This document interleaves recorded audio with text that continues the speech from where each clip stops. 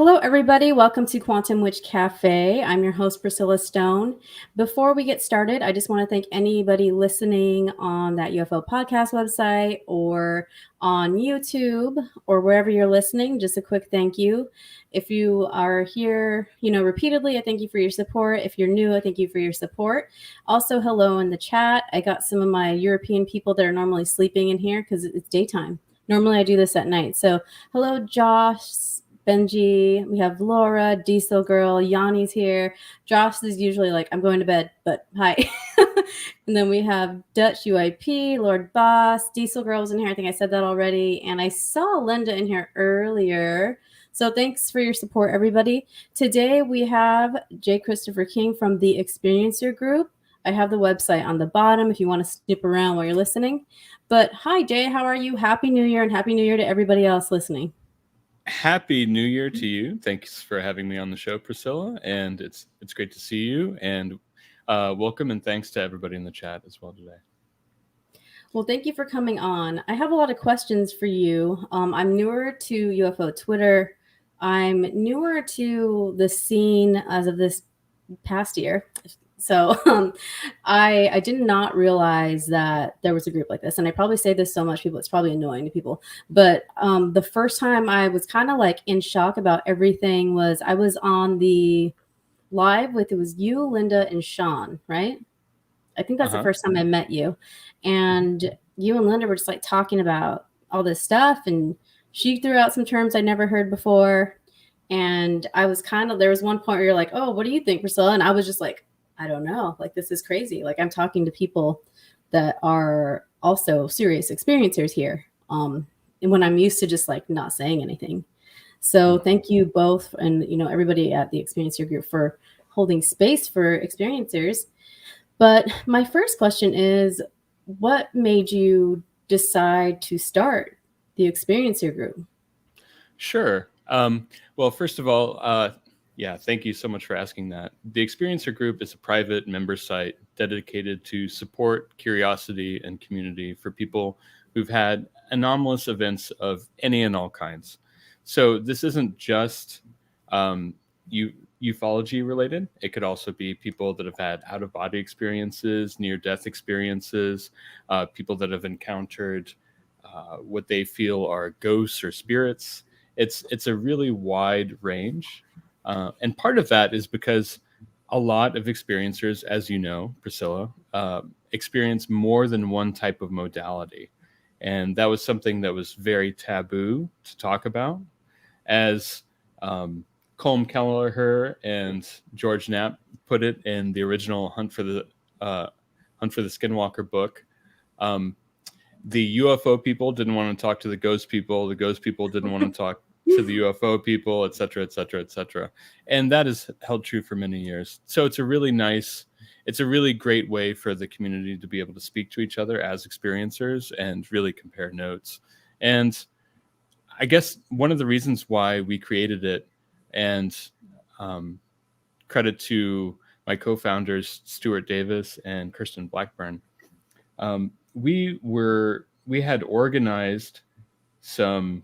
Kirsten and I actually had organized some confidential meetup Zoom groups during the beginning stages of the pandemic. So this is only, April of 2020 or so that we started doing that. And it was mainly because there was just such a need. At the time, Kirsten and I were both working for the writer and historian and ufologist Richard Dolan, who many of you may know. And Kirsten was Richard's primary assistant, and Kirsten helped bring me on there. And so I was doing a lot of community management for Richard's site and helping out behind the scenes with emails and things like that. And we just realized how much need there was, how many questions there were for other experiencers, and how there needed to be a community. And I felt that years ago as a young person in the early 2000s, in a very kind of crisis point of having an overwhelming amount of regular experiences, and feeling like there wasn't a community online where people could share without stigma, without having trolls or bots or whatever else was going on. And so basically, over the course of that first pandemic year, um, after seeing how much demand there was for these Zoom sessions, and organizing another group and another group and another group, it was just like one Zoom room was full. We had to get another Zoom room, and then yeah, and Yeah. so eventually it was like, gosh, this needs to be bigger than this, and so Stuart, who is also one of the primary people who was involved in these support groups early on, and Kirsten and I decided to create a site. And yeah, it's been almost a year now. It'll be a year on February 1st. And it's amazing. It's an amazing and necessary resource, I feel like. And I'm thrilled when anybody like Linda or anybody else references it or mentions it, and what it does for them, because I just knew that it was necessary for me, Right. and I'm so happy to see that it's beneficial to others. Yes, it's definitely needed. I barely talked about like even to my husband, like things that have happened this year, and he's like, "What?" And, so most people just are like, "Okay," and then they like shut down. On to the next thing. They don't process it. So I think it's great that they have a place with you and your, your comrades to like process everything. And I have been referring people to you because I can only be, I'm only one set of ears. You know what I mean? So I have people calling me with like, and I didn't realize you guys did all experiences. I have people calling me a lot for their when they've first seen like a spirit or another entity they can't explain, or they're having like astral projections unexpectedly, Mm-hmm. and they call me and they're like, so something weird happened, and I know that you're not going to judge me. Like, I've always had this relationship with people, and I wanted to like hold space for people. But I'm not organized enough to have a website. I'm like, you can call me or message me, but it's nice to have that consistency where they know, or people know, that they have a place to go on this day, on this time, and there's other people like that. So to me, that's very interesting and great to have around. But my next question for you is, you didn't talk about your experiences with the group initially, or were you pretty open with the group initially? I was open within the experiencer group, but I was not open about my experiences online or in public.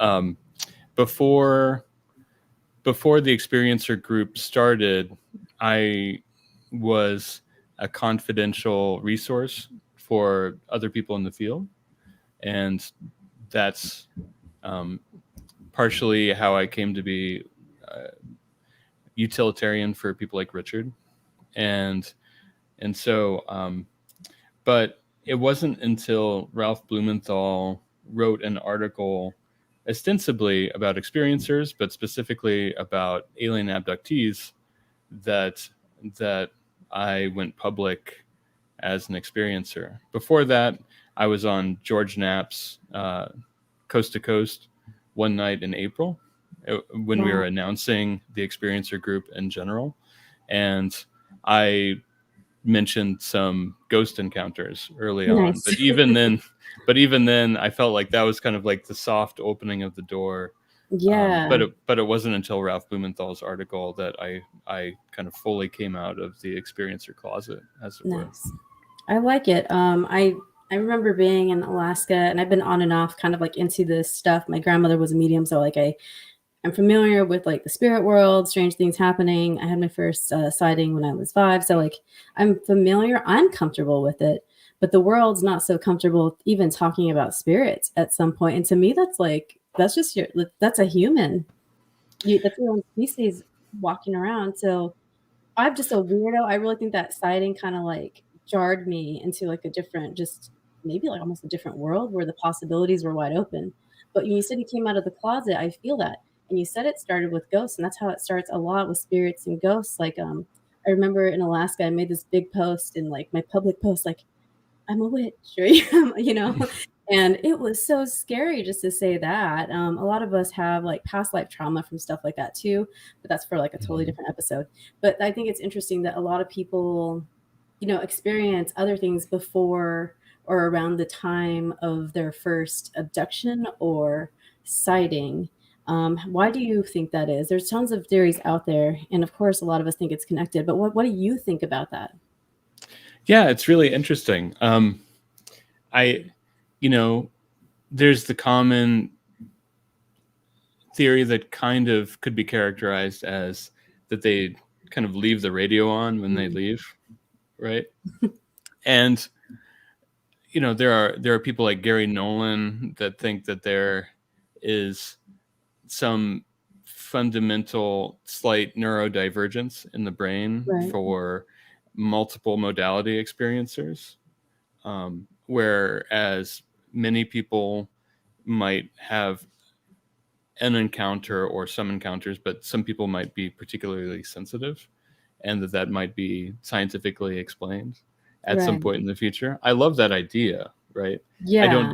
I don't depend on that idea becoming No. reality, but I enjoy the possibility, where the anomalous in science and traditional or academic science could coalesce or come to some kind of understanding.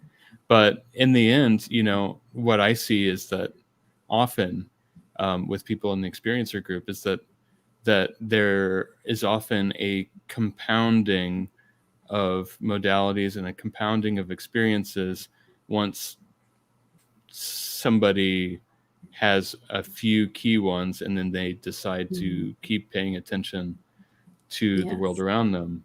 I think that there may be, one theory that I think holds weight also is that our brains are kind of maybe subconsciously wired to throw extraneous information into kind of a mental recycling bin, you know, Yes. That where makes where something strange happens and then the brain's like, does not compute, gotta forget it, yeah. you know. Yeah. And I had one key experience like that early on that I thought was Mhm. fascinating. Would you mind me mentioning I it? know. I Is would it all right? love to hear. I love hearing what people have been through. So please. Sure. So um, so this happened in my mid 20s, and I had a friend who who grew up off of Cape Cod on a small island, and a couple times a year he would bring a bunch of his friends. We would all go out to kind of like the family summer house out off of Cape Cod, right? And I'd never been out there before. I have a very Midwestern family, and so this seemed like a really like a view into a different kind of lifestyle, as I moved to the East Coast. And so uh and so there are about 12 or 13 of us staying in like a vacation family summer home. And one night we were out by the water and we were all walking back, and there was a family graveyard near this house. Okay. And we walk through, and there are maybe about a dozen orbs. Okay. And they're all just kind of, they're already lit up and already hanging out in this graveyard area as we kind of pass through some trees and encounter this area. And some of the people in this group had never had an experience like this before in their lives. Some of the people there had had a few drinks. Some people were completely sober. A lot of people were just kind of hanging out in their swimsuit. One girl who I won't name had a digital camera and started snapping pictures right away. And, you know, that kind of a group sighting was just amazing. Some of these orbs were about the size of like a softball, some were as big as maybe a basketball. And they seemed kind of, intelligent. They seemed like they were kind of looking around. There seemed to be some kind of like playful scanning or drone kind of situation being employed. And after a little while of kind of hanging out in that space, some people were already actively weirded out, right, by that experience, and wanted to get back home. And so we started walking on the path, even though some of the orbs had disappeared and some of them are still hanging out there. We start reluctantly, I was anyway, walking on this path back towards the house, and a couple of these orbs came with us, and they were almost acting like dogs, where they were kind of like shooting up along the path, coming back, That's so and cool. kind of like looking around and then Yeah. zooming up. And again, one person got a lot of photos of this happening, and I don't think she's ever published them. She's not the type to do that. And we get up to the house, and one of the orbs zooms into the house and almost like puts on this show. And so we could see it, because it was an old house and no lights were on in there, right? And because we were all gone, and so you could see it just like moving through the upstairs hallways, seemingly, because you could see the shine coming out through the windows, and it was just, wow, this, Baker's dozen people or so being amazed. And soon after, we all went to bed. I don't really remember how the rest of the night went. And then in the morning, around the breakfast table, everybody collects along this long dining table, and one person goes like, "So are we not going to talk about what happened last night?" And weirdly, even then, only about half of the people remembered that it had happened. Isn't that Wow. fantastic? Isn't that They strange? remembered. And that's one thing Yes. to kind of like, whatever, like it's one thing to brush it off, but to not remember it. Right. I thought that was really interesting. This is Yeah. like 2003, 2004 that this happened. Okay. It's interesting. And so even now, I mean, gosh, about a year ago, I was in touch with two of the people from that vacation group, and I was like, "Do you remember?" And they were two of the people that did remember, and they were like, "Yeah, that was really strange. Like, why did that?" And I was really weirded out by it at the breakfast table. Like, Right. like, did people's memories get erased? Like, why was that? And the Yeah. older I get, like, I think that there sometimes is an element of that in certain Yes. experiences, where there's a concerted effort by more than one party to make somebody forget something. However, at the same time, I think that there is like a strong inclination on the part of the brain or the subconscious sometimes for people to forget. So maybe that's a feature as well. Some people are okay with remembering, or some people's subconscious is okay with remembering or not remembering a situation like that. That's interesting. Yeah. Some people, and it happens all the time with like trauma, but that could totally, I mean, if that's trauma, that could be traumatizing to somebody to see something they don't recognize. Not everybody wants to explore that side of reality. So I know a lot of people just like kind of like switch it off, whether they mean to or not, or their brain does it. But yeah, there's also like the whole thing where I've heard of people having experiences walking like through the woods, and they didn't know they were like in an old like a Civil War kind of like field, or not field, but like a pathway.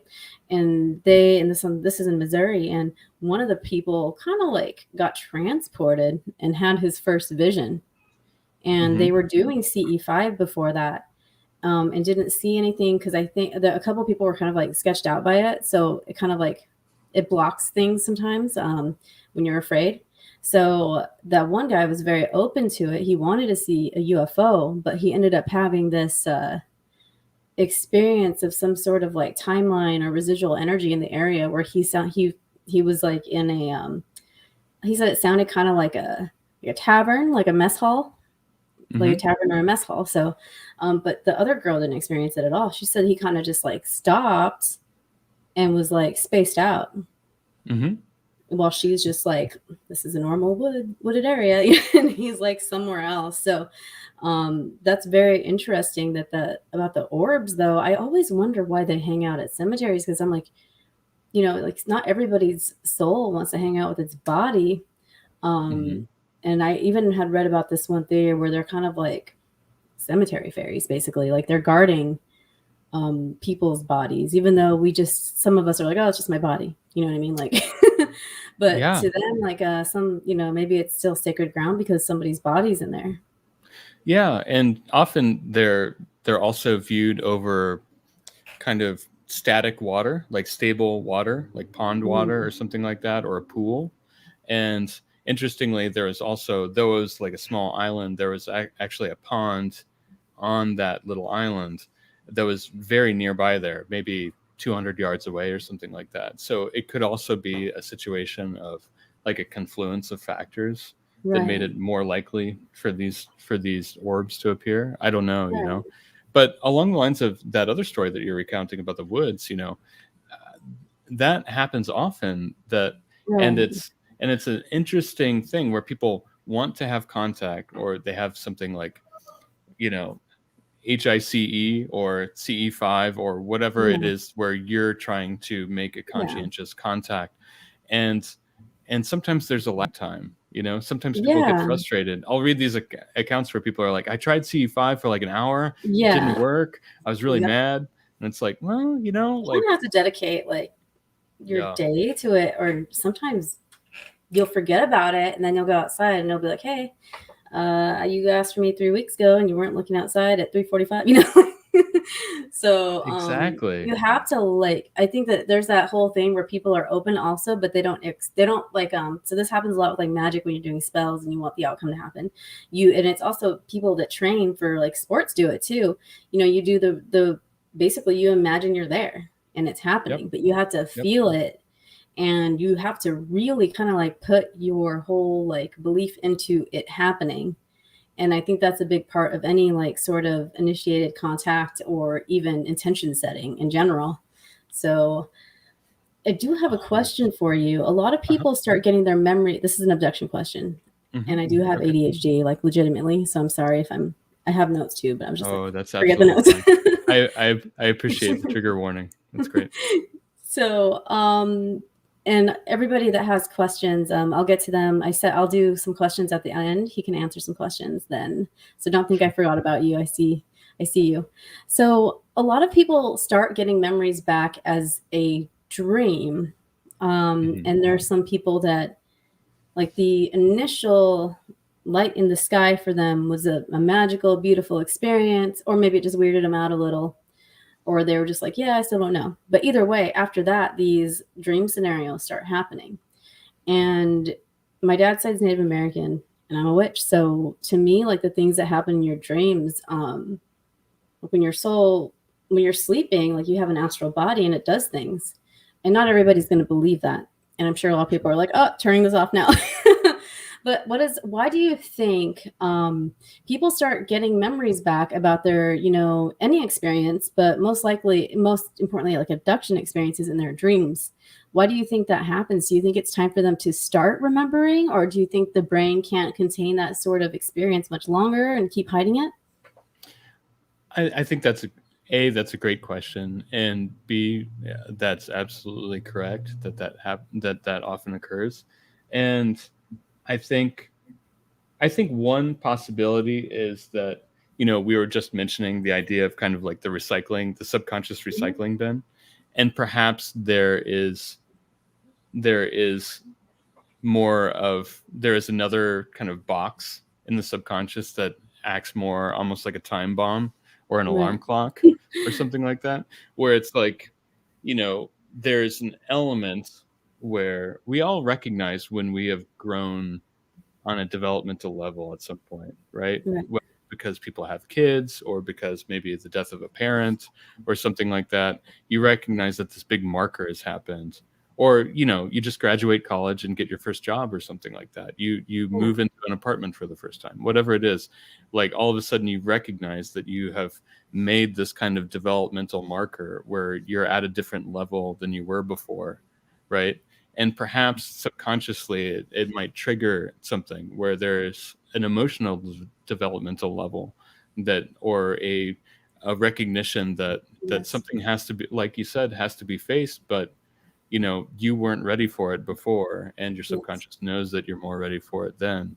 And I think, very accurately to what you're saying, those kinds of situations often happen in dreams anyway, regardless of whether Right. they're tethered to actual history. True. There are, um I remember when I was young, I had a lot of exploratory dreams, and as I got older, I would start to have these dreams where, like, I really screwed up. or I lied to somebody, or I like committed a crime or something like this. And it was almost like a video game Yeah.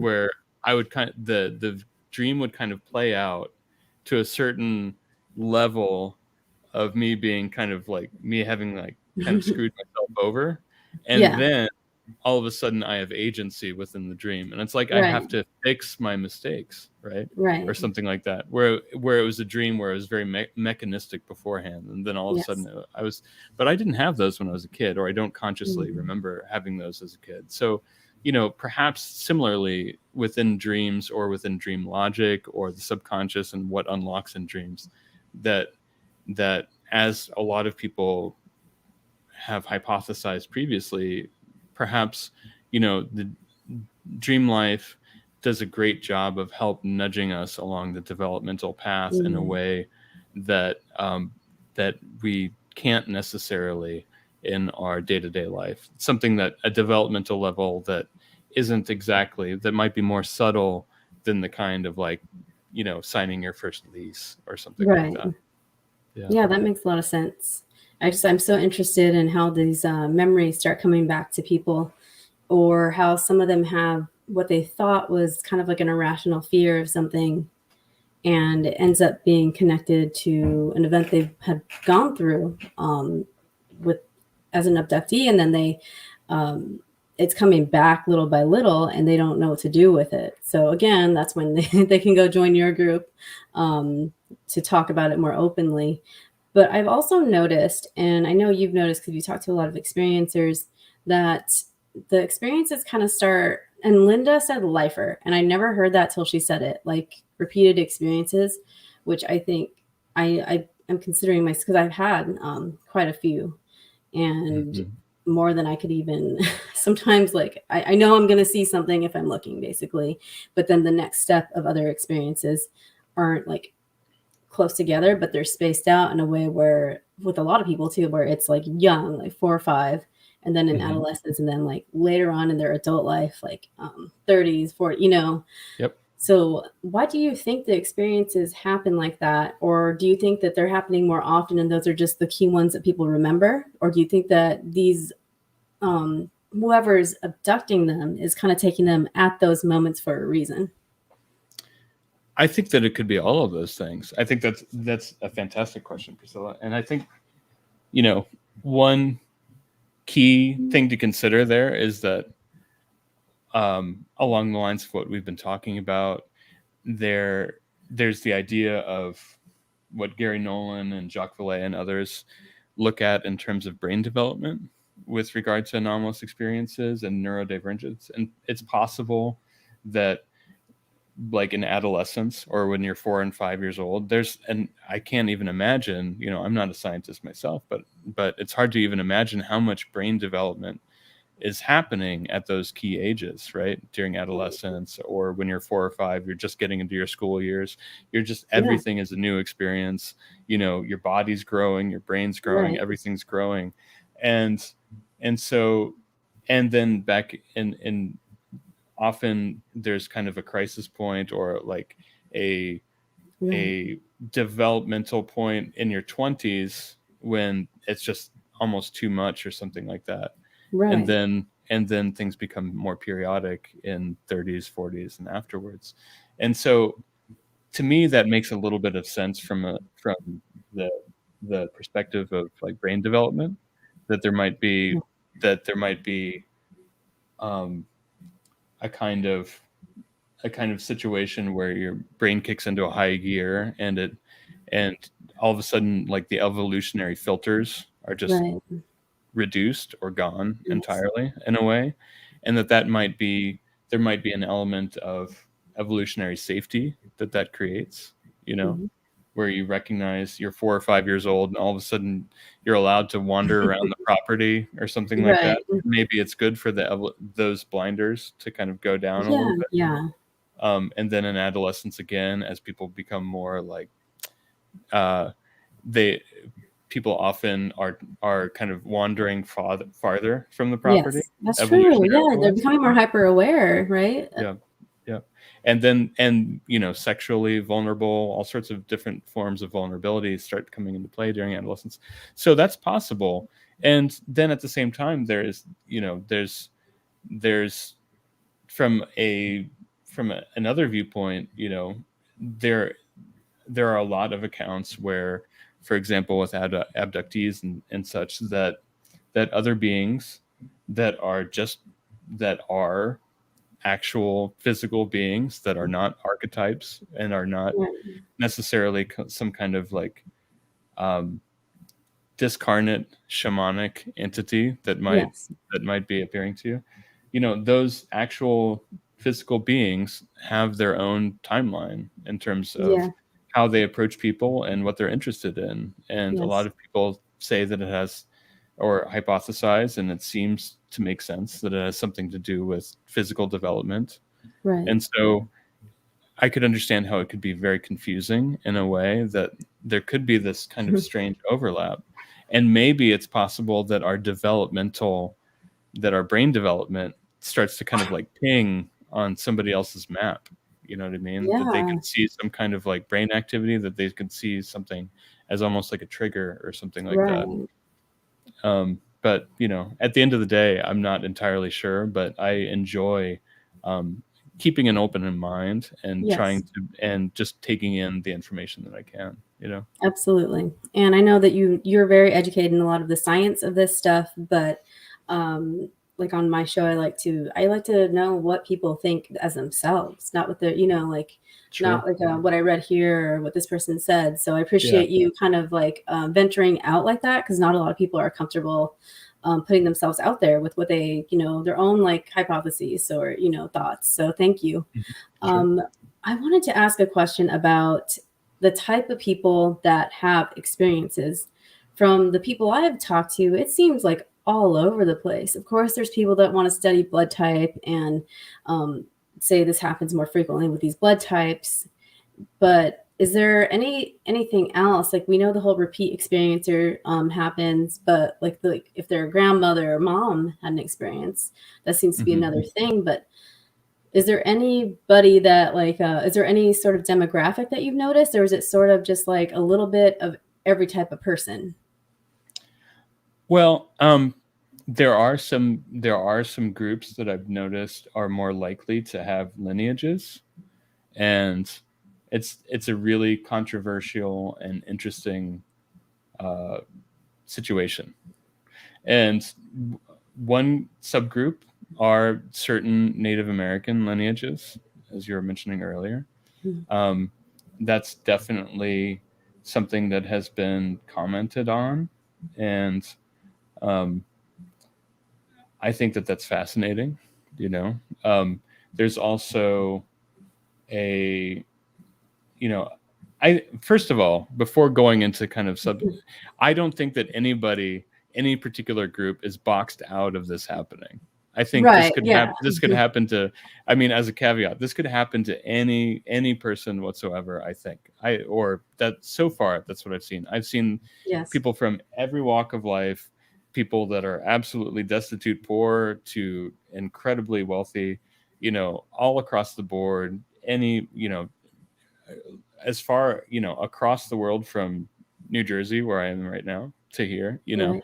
I think that it can happen to anybody. But there are some groups, and there does seem to be some more lineage sometimes in certain Native American groups. There seems to be something with like uh, Celtic people from that have kind of Scots Irish Interesting. lineages. There seems to be a little bit more there, and it's interesting in that kind of situation where we find folklore from everywhere that have anomalous Yes. experiences. Right? I can't think Literally of everywhere. yeah, I can't think of a single group that historically that just says they, like spirits, ghosts. Yep, nope, doesn't happen. Like I Yeah. don't know of any indigenous group that Yes. that thinks along those lines. Maybe there is one, but And they'll they name would them be, something else too, right? Like growing yeah, up, when I would see things, I'd be like, "Is that an angel?" Oh, like, "Oh, that God sent a light." You know what I mean? yeah, Because I grew up the sky Catholic, so people, the ant people, exactly. whatever. There's all sorts of different naming conventions for this stuff. Absolutely. and And one other thing is that has been really interesting, and um, it's something that I haven't really mentioned much, and other people haven't as well. It's kind of a closely guarded situation, but there are a lot of people um, that have ancestors that are direct ancestors or close ancestors that have been involved in the military programs, Oh, and yeah. even confidential military programs, aerospace, and even like DARPA programs and things Yes. like that, where grandparents, parents, uncles, aunts have been involved in things like that. And suddenly, Mhm. somehow, they're either there's a chicken and the egg problem, because people say, Right. is it, are you paying attention to a certain subgroup because you know of other people within that subgroup? And Right. also, like, what got them into aerospace in general, or that kind of like Yeah. independent thinking that would make you a high level engineer in the beginning, right? Could Right. there have been something there before you Yeah, got it's to that interesting. job that could be within the realm of the anomalous, or could be in the realm of neurodivergence or something like that? Who knows, right? But there is something there that's very interesting. And so there's a lot of people that I know of that are, the children or grandchildren of military contractors and things like Yeah. that, specifically within engineering and specifically within weaponry and within Yeah. aerospace. And that happens more frequently than people often admit or acknowledge. And it's a really curious and Yes. sometimes like a troubling data point that could be something that's Yeah. happening. I And didn't it think about seems to that. be and it seems to be something that specifically is in the area of abductees, which is kind of fascinating. That is fascinating. When I talked to Geraldine Orozco, I didn't realize all these I didn't realize that there were certain things, like she mentioned that too. Like Oh, hmm. when I had said something about an experience, she said, "Well, you said your husband's military, but is anybody else military? Going back." So that was kind of one element that I never thought of, and it kind of like it's an interesting area, and it's kind of scary if that is a deciding factor, because that definitely sounds like some sort of human crap that's being done. You know what I mean? Because with the kind of like with my scenarios, I kind of was able to, after talking about it to people, I kind of determined like they're just doing their job. I haven't had an experience where they basically said we're just, they didn't say, "Oh, we're doing our job," like little grays with suitcases, but I mean, that Yeah, was like the feeling, because they don't talk how like we're talking right now. sure. It's just kind of like that. It kind of goes through like a claircognizance where you just kind of like know what they're saying. Um, Hmm. and after that, like, yeah, like nobody, not a lot of people would ask for that to happen. But after that, it kind of gives you a little clarity. But I had never thought about the military thing till Geraldine had said it, and now you said it. And then Hmm. also, she's the one that pointed out. She was telling me like the first. She gave me like a whole scenario, like, oh, the first experience usually. She was talking about the hybridization program though, and Sure. this kind of happens at this age, and then this happens at this age. And each age, she said, I felt like somebody was like stabbing me in the stomach, because that's kind of like where my experiences were timed out, like the key ones. Other than Yeah. little lights, because I know that if I go outside, I'm going to see one. If I go out at nighttime, even in the Hmm. daytime, like if I go out and I know I'm going to see it, it's weird. And that brings me Sure. to my next question: is with experiencers and maybe even yourself, with what you've been through and what you've experienced, do you know when you're about to have an experience? Because there's that whole like feeling that people get, and I don't know if it's considered part of the high strangeness or whatever, but a lot of people will say like, I get this, like I know when I'm going to have an experience, I get this weird like feeling, Hmm. like there's like a charge to the air, something's different. Um, like in their, it just feels different to them. Yeah. Yeah. I mean, I definitely do have that feeling, and it's sometimes it pings wrong. Like sometimes I have that feeling and nothing happens. That's an Right. important thing. And so there is maybe a little bit of like left brain, right brain um, worry that can happen. And people often Right. talk about the hypervigilance of being an experiencer or being an Yeah. abductee, where, it's like, oh my gosh, it's 3 in the morning. Something's going to happen. It's 3 Yes. in the morning. I just woke up. I don't know why Right. Yeah. something's going to happen, and that kind of, and a panic can set in. That happened with me often in my Mhm. earlier years. Um, but you know, there is there definitely are times where I quote unquote know something's going to happen, and then Mhm. it does, and it's usually because of a confluence of of elements, right? There's sometimes, in terms of abduction events, sometimes there's a hum, there's a Mm. certain kind of hum that happens. Sometimes there's a strange flashing of light that you can't place, and it seems to be Right. Yeah. something that's supposed Yeah. to, it seems like a piece of technology that's built to wipe you out, to kind of like Yeah. make you tired or make you pass out. Yeah. And I don't know what that is really, but it appears almost as a strobe light in a room. And Right. one will happen, and you start to feel a little woozy, Yeah. and then one could like try. I've tried, and other people have tried to like, kind of like stay Try to, aware. It's like yeah, take a drink of water, or get up. Yeah. pinch yourself or whatever to try to Mhm. stay aware.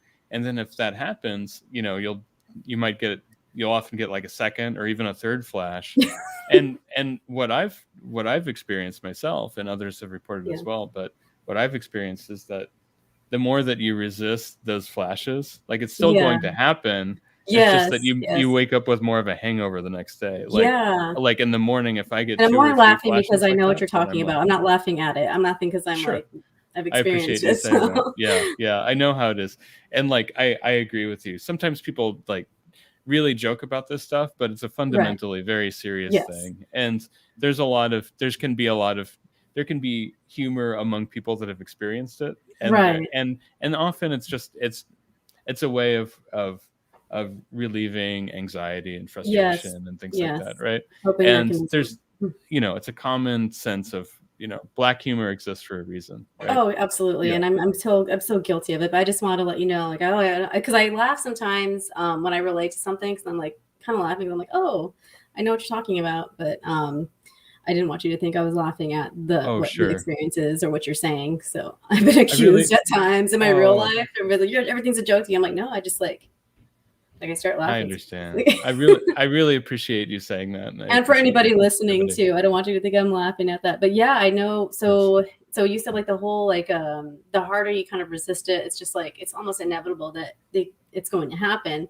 Yes. And the more you fight it, like you feel more sick the next day or like That's right. Yeah, it often can. It feels very much like a hangover. Like it mhm. feels very much like just a ringing headache Yeah. that can happen the more flashes you get. So in that way, I eventually, it's a difficult situation because you get the one flash, and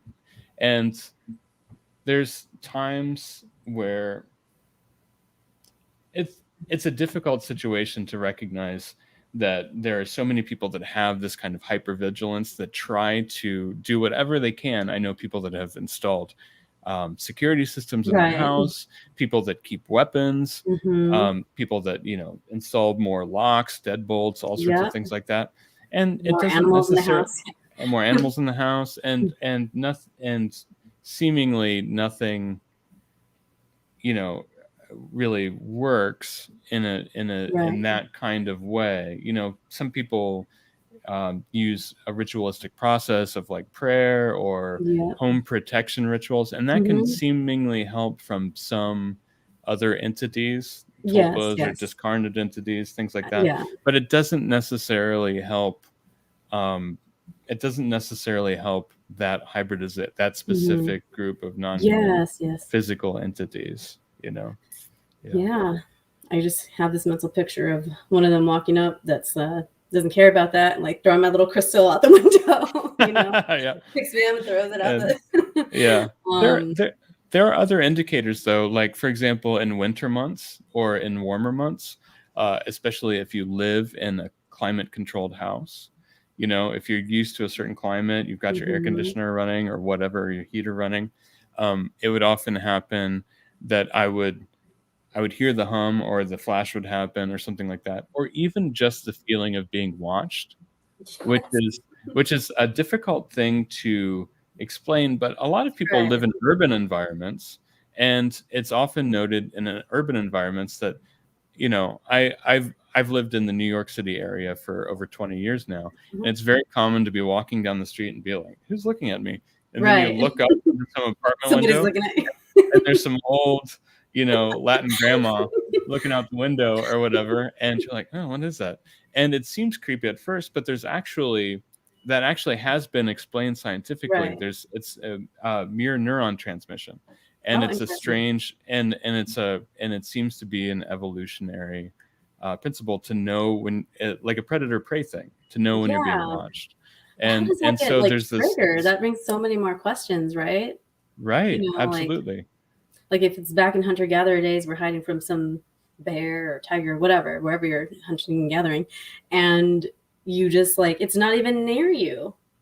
yep, And you know it's there. Like I know like my witchy answer is always like, oh well, we have an energy body, duh. Like but for yeah, people that don't buy into or believe in, and you know, even like entanglement would explain it if you go that way, you sure, know, if you don't want to yeah. be spiritual about it. But that's just insane that it triggers something in like our neurons. Yeah, and it's very possible, as you say, that there might be something within what people call the energetic, the astral plane, or something like that, that actually is more primary, and then it pings in your brain Yeah. chemistry or something like that. That's possible too. Um, but you know, partially for the purposes of speaking in public or and things like that, I've done some research with things Yeah. that more nuts and boltsy or Right. more the general public might be able to understand. And so sometimes I refer to those things first, but I also Yes. completely appreciate the perspective of what could be termed like the etheric body, the Right. astral body, or the energetic Yeah. body, or anything along those lines as Yeah. well.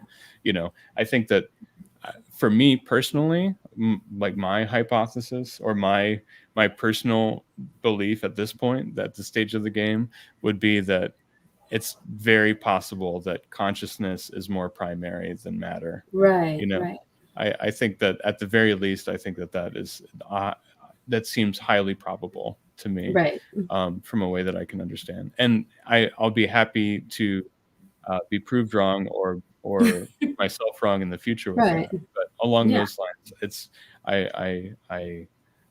I'm interested in the consciousness field for sure. Yeah. Absolutely. Yeah, that's something that I think a lot of like people that are interested in the phenomenon like are interested in consciousness and the science that is coming through. We're seeing more and more people studying it on at serious universities. You know, the serious scientists are getting into it, and you know, I think it's cool. I like both sides of it. I have a molecular biology background, so I had to take all sorts of awesome physics and organic chemistry. That's So awesome. I love the teeny tiny things, and the smaller it gets, like I love reading like you know, books through about like quantum mechanics and you know quantum physics. So it's I like it all. I think I Hmm. just like learning every aspect of things. But to me, it's all starting to kind of tie together in a way. And more people are like, I'm beginning to think that this is related to consciousness, you know? And some of us will be like, Well, yeah. good for you, buddy. I'm glad. Oh, really? Yeah. You think? Really? Tell me Um, more. Yeah. Yeah. yeah, I'm like the if I've heard it before, I have to be careful because I like just smile and I'm the smile and nod person because I've been accused of like being kind of like a know-it-all or like you can't just be like, yeah, I know. Like you know, people don't like that, so you have to be polite and just be like, tell me more, like because Oh, people sure. like explain things differently too. So it is important to hear what everybody says, but a lot of people are finally like concurring that like the consciousness aspect plays into the phenomenon like a lot, and it's very interesting. But then, like you said, there's all sorts of kind of it's not just phenomenon; it's phenomena. There's like you said, there's these, you know, these physical, you know, the grays that people say like are physical and come, and then we have these more ethereal ones, and then we're dealing with the spirit world, and you know, like Skinwalker Ranch is the perfect place to kind of like explain that to people mainstream. Like there's other places like that, and I think that a lot of like if you're the right kind of person, everywhere is like that.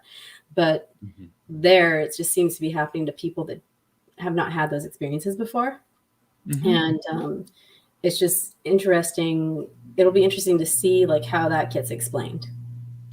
Yeah, I agree. I think that, oh, I've got some sirens coming in here, Oh, it's so I okay. apologize for that. City. But yeah, some authentic New Jersey City life. Oh my Um, goodness. yeah, but I'll be moving to Baltimore next year or this year now. So uh-huh. I'm prepping myself for more noise. Oh, gotcha. Absolutely. Yeah, Baltimore. I think, I think it's interesting. I was talking with Nick Cook the other day on Witness Citizen. Oh, cool. You've co-hosted Witness Citizen with Yeah, Sean, and so have I. Sean's great. And Sean is amazing. And we were talking to Nick Cook the other day, who's one of the winners of the Robert Bigelow consciousness essay contest, right?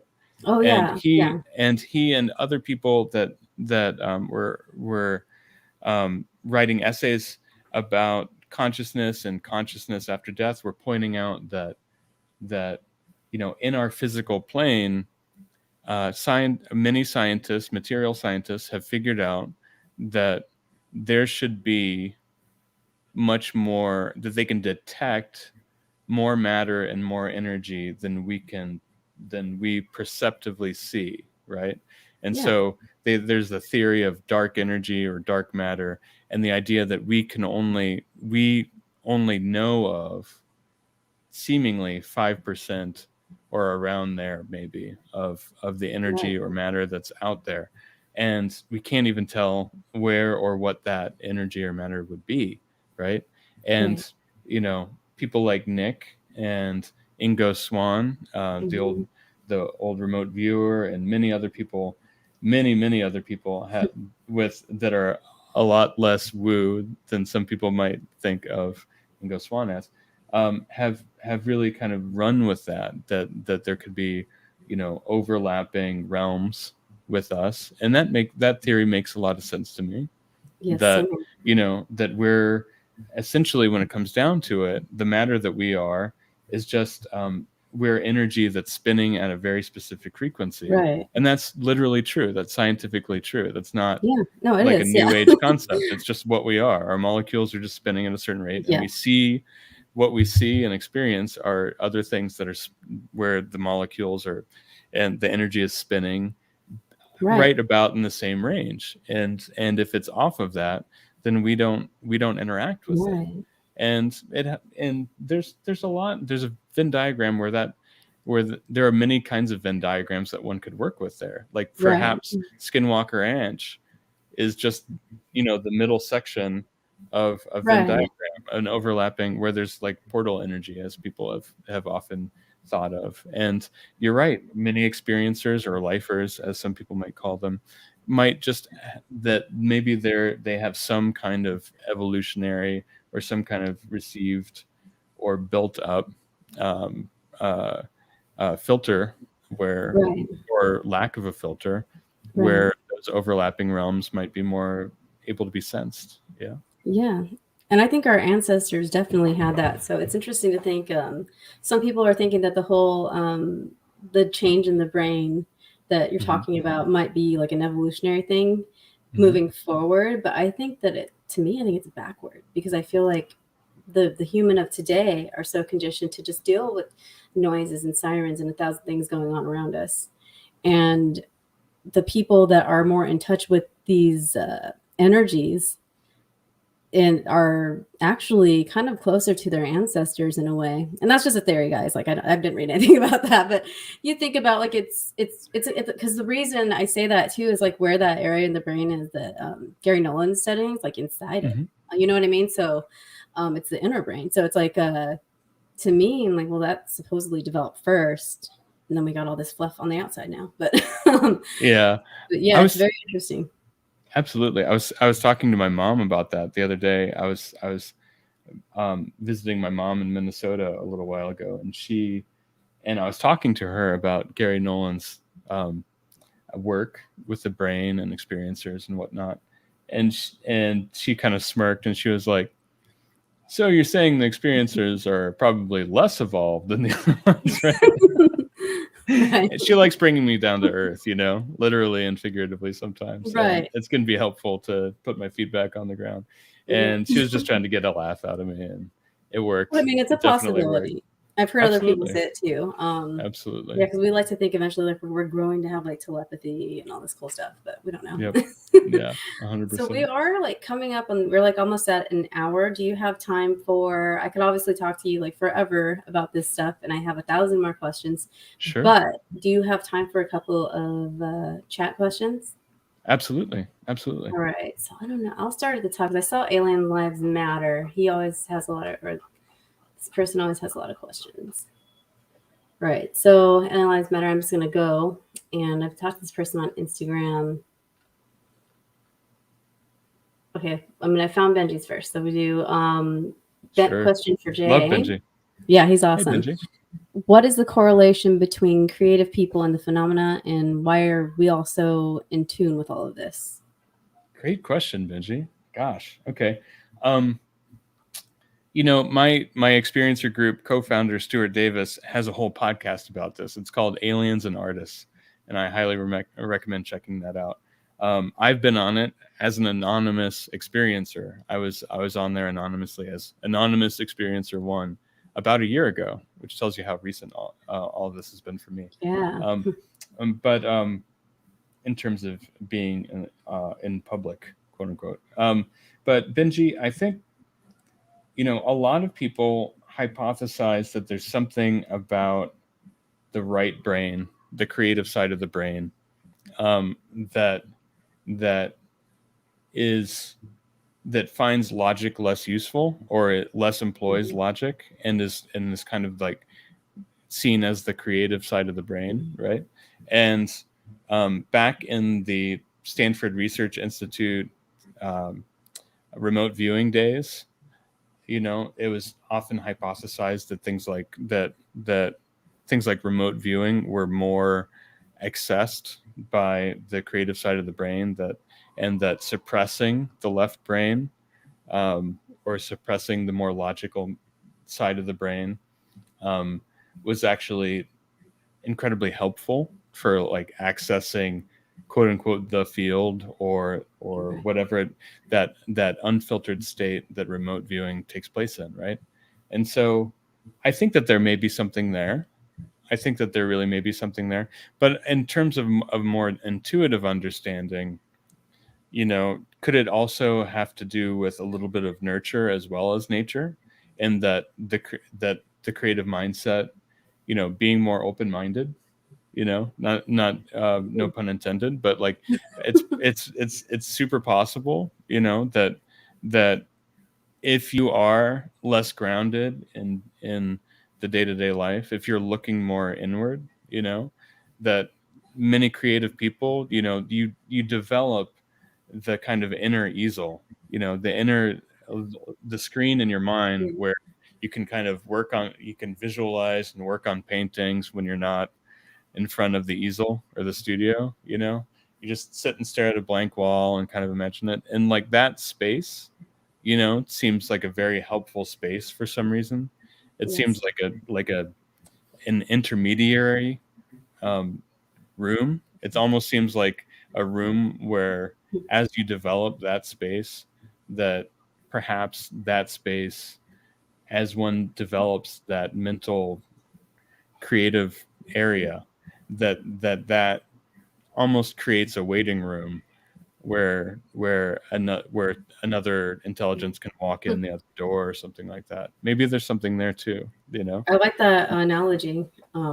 In shamanic journeying, and don't anybody listening, I know shamanic is used incorrectly, but for Pete, this is what people know it as. Because if I said spiritual journeying or ritual journey, you're not going to know what I'm talking about. So in shamanic journey, you do access that area, but I've never thought of it as that part of the brain. I have, but not the way you explained it. I knew that side of the brain because in spiritualism, in all sorts of spiritualism, that's the side of the brain that is supposed to be your like receptive side, and you're more kind of like, I guess, like feminine side. So it's and when I say feminine, I don't mean like long hair, high heels. I mean like the emotionally intelligent side, the nurturing side, the artistic side, and that sort of thing. So it's interesting that you say it like that because it's true, and that could also explain why so many people that aren't accessing that part of their brain, like artists, are also accessing other realms that are invisible to like right now, like what we were just looking at. So I like that analogy Absolutely. of the waiting room. Thank you. And thank you, Benji, for the question. All right, let's do one more because I don't want to keep you too Sure. long. I know it's Sunday and I appreciate your time. Um, I appreciate you having me on, Pricilla. This is great.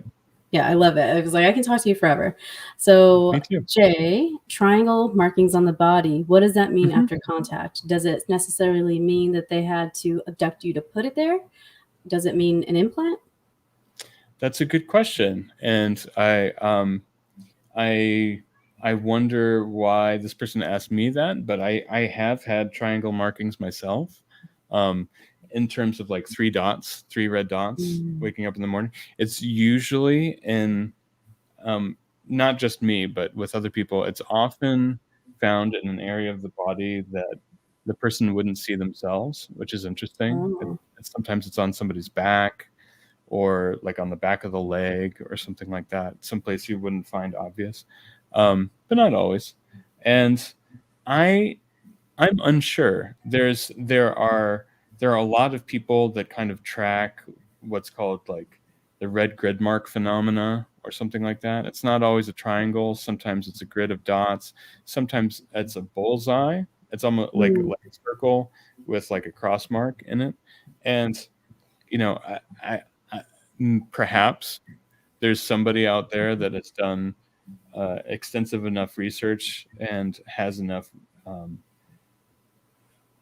knowledge of implants or anything like that. I don't know, but whether it has been whether it's meant that there's certainly a physical abduction, I don't know, because I have heard of instances and seen, secondhand of instances where someone seemingly didn't go anywhere mm, and they woke up with marks on their body where they seemingly were accounted for that entire time. But at the same time, it's very difficult because, in books like, say, Abduction by John Mack, which I highly recommend. It's one of the best books in the field.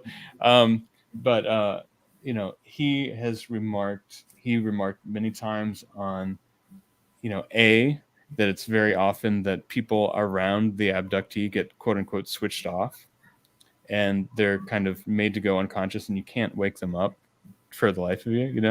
yeah, And and and at the same time, there's also screen memories. That's a common thing as well, and that not just the abductee, but sometimes other people around the abductee have missing time as well. yeah, And so it's really difficult to parse apart, like, when did this physically happen or when did it not, because even the people that would be able to corroborate may find themselves with patchy memories, or right, having passed out or been away at an opportune moment. Um, but I don't know that it means implant, but I do want to say, though, that for anybody that wakes up with something like that, this is a very serious and very real thing. That, yes, it's no joke that people will wake up and have scary, very, and these aren't spider bites. They often appear yeah, too geometric. Sometimes they'll be accompanied by scoop marks that actually sting. They hurt sometimes. yeah, And waking up with situations like this can be a highly traumatizing situation, because it's, for a lot of people, waking up with marks like that and not having a memory of it, it's almost like getting roofied or something like that. right, It's like recognizing that there's evidence that maybe you've been assaulted, or quote unquote, something akin or adjacent right, to rape, and yes, that you don't know who it was, you don't know where it came from, you don't know whether it's going to happen again. And it's really difficult, and I appreciate your trigger warnings earlier and things like that, because waking up with markings like that yeah, can be just can be as traumatic and as mm, shocking of experience as seeing one of these beings right in front of you, because you have even less answers when you just see oh, the yeah, secondary the secondary evidence, like a marking like that. So Alien Lives Matter. If you'd like to DM me on Twitter, I'd be happy to continue the conversation with you. If you'd like to speak about it in a more personal way, that's absolutely just fine. Yeah, Alien Lives Matter is great. A lot of great thoughts behind that person, and we've talked kind of like behind the scenes on Instagram, and is a very caring individual, very open-minded, and the way they approach things is it's different. You don't see a lot of empathy towards the extraterrestrial, and that's one of the things that Alien Lives Matter and I have talked about. But yeah, it is very scary. There's a point where I'm not going to get into too much detail because we're like over an hour. That's okay. And it's also still kind of weird to talk about because it's a more recent experience at the beginning of 2021 where my son had been asking where I went last night. And I was just like, oh, you're being silly. You didn't see me. Now, this boy was, we co-slept since he was a baby because I nursed him. And I don't care what people say, like, he's alive still. So it worked out better for everybody. So he still comes in our room like at one point every night. Whether I have a salt lamp on or nothing, he finds me. And I just thought he was being silly until I had an experience I couldn't explain where I woke up somewhere else and I don't sleepwalk. That was super freaky. Like when you say like, this isn't a joke, that people wake up and they're freaked out. It's almost like being roofied. Like you don't remember what happened, but you know something happened. Yeah, but I did not make the connection to him asking me during that time frame when these things were happening. Where did you go last night? I thought he was being silly. Yeah. And I was just like, I didn't go to my meditation room last night. I went to bed last night. Yeah. You know, stuff like that. And you're just like, what the hell? Absolutely. And I think that it's really important. And it sounds like it's good that you have, such an open conversational relationship with your child that way, that they feel comfortable speaking with you like that, and that you've come to understand, oh, there's something there, because that's so, I feel like that what I see is that's really important. When I was a kid, my mom didn't know what to think, Right. And you can actually hear my mom on those Aliens and Artists episodes that I mentioned earlier, where I was speaking anonymously. She was on there anonymously as well, and talks about her frustration and what she was going through at the time. And I think that one of the things that really helped was being able to have an open dialogue, and that she was able to keep an open mind as well. And I think that's like super critically important for parent-child experience or relationships like that. Right. And yeah, absolutely. And I appreciate you mentioning that. Also, I appreciate Alien Lives Matter talking about the agency and what, and in terms of thinking about these other beings, because often people, they want to automatically create binary situations where they want to know whether somebody is good or whether somebody is bad. And somebody that's heard me more than once will almost certainly know that I try to resist situations like that, and I try to think of other beings more like I would a neighbor, where I wouldn't think of my neighbor in the condo next to me right here as being evil or all good, because people aren't like that. People are complicated, and anybody with any reasonable amount of brain matter is going to have lots of their own kind of, they have their own motivations. There might be group motivations, and often, as you were kind of mentioning earlier, they'll often, people will encounter some of these beings and they'll be doing the same thing that somebody else has done before, in these critical situations. But it's like, we don't think that every nurse that we meet is the same person or has the same mindset. And even if you think the worst of some of these beings, we don't, as a mental exercise, we don't think that all criminals or even all murderers are the same person. It would be really confusing if we did. Exactly. It would cloud the process of how to think and how to feel about people when we start collapsing those kinds of barriers down. And so I appreciate you mentioning that, because that's an important conversation, I think, to have. Definitely. Yeah. Because he brought it up to me because of the whole amendments having the language of captured in it. And, the tendency of, our government here, especially our military and all the agencies involved in the government, to want to advance for weapons or have the highest tech. And I get it, from security standpoint. I'm a military family, and I understand the importance of having the best when it comes to that. But at the same time, I understand, it's just like an animal, like a like if a dog runs into your yard, you're not going to be like shoot it or capture it, you know what I mean? Maybe you are to keep it safe, but maybe it's like a dog, like a chupacabra looking dog, like it's a freaky looking dog. You don't want to, you still want to have that humanity. We would do it for animals, so we should definitely do it for beings that are kind of like, I would say, like closer to us than our animals, as far as morphological traits goes, and even like brains go, or not that I know what an alien brain looks like, but obviously, like, we have a lot of like similarities with our appearances. So yeah, I thought that was when the whole thing was getting passed, it's like it's kind of weighing like the greater evil. Do we not have anything passed because that's there, or do we kind of like work with that and accept that one bad seed and try to work with it once it's there? So definitely reach out to Jay because he has a lot, to offer. He asked me a lot of questions, and I'm like, I don't know how to put this. I think that I don't know. It's good to have two people to go to, more people to go to than one. So yes, thank you for all your questions. And if we didn't get to your questions, I'm so sorry. We will definitely, I'm sure I'll see Jay around more often and try to have him on maybe like later in the year for a recap or something. Because I think that there's a lot to be talked about still. And I think I'd be happy to. So, and I'm sure I'll see you on Sean's show from time to time too.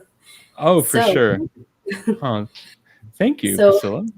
Yeah, I mean, like, it's hard to find people to talk to about this stuff, and I still have like a ton of questions, about like other people coming to me with their experiences, and I can hold space spiritually, but some people want more. I feel like you're both, like, like I know a lot of science stuff, but I don't. I can't spout it off because I'm very absorbed in the whole, like, I did priestessing training, so I kind of approach it that way. Sure. But I think the duality is nice to have somebody that you can refer to that, yes, that was definitely a woo experience or out of this world experience or crazy experience, however you want to call it. And I can hold space for you with empathy, but I can't answer that question. So it's good to have somebody like you available that is scientific minded as well, but also very so thank you, Pricilla. I appreciate that very much. And so sorry. No, go ahead. I'm gonna have you hang out in the back so I can say thank you. I always like to say thank you after we're not live, so just hang out for a minute, don't just like blip off. And thank you to everybody that joined in the chat that I didn't mention. I see Brad, I think I saw Alien Girl, I saw Vinny, more people that came in. If I don't say your name, I'm sorry, but thank you so much for joining. The support means the world to me. And if you're listening to this on UFO Podcast, which it won't always be there because they announced they're going to do their own network for other podcasts, which is super cool. But if you're listening there, do give some feedback there. And if you're on YouTube listening or watching, please give a thumbs up, subscribe, comment, all that good stuff. And as far as things coming up, I wanted to remind everybody about book club at the end of the month. And we're reading this. Sorry about the ring light mess. There we go. Oh, great. So love John Keel. Reading. Yeah. I think that everybody should start reading it now because book club is on the 29th, which I think is like a Saturday or Sunday. So I think that I have maybe like 1 or 2 spots available, Jay, if you want to like come on into the panel. But otherwise, please come in the live. We always take like time at the end to do questions and take book suggestions so you can actively participate in that way. But start reading if you haven't. And on this Wednesday, I'm going to have Savita on, and she is a starseed and has a YouTube channel as well. So we're going to talk some cool starseed stuff. And if you're not into it, you're not into it. But I think it's interesting to cover all avenues. So thank you so much. Have a great night and Happy New Year. and I will see you soon. Happy New Year, everyone.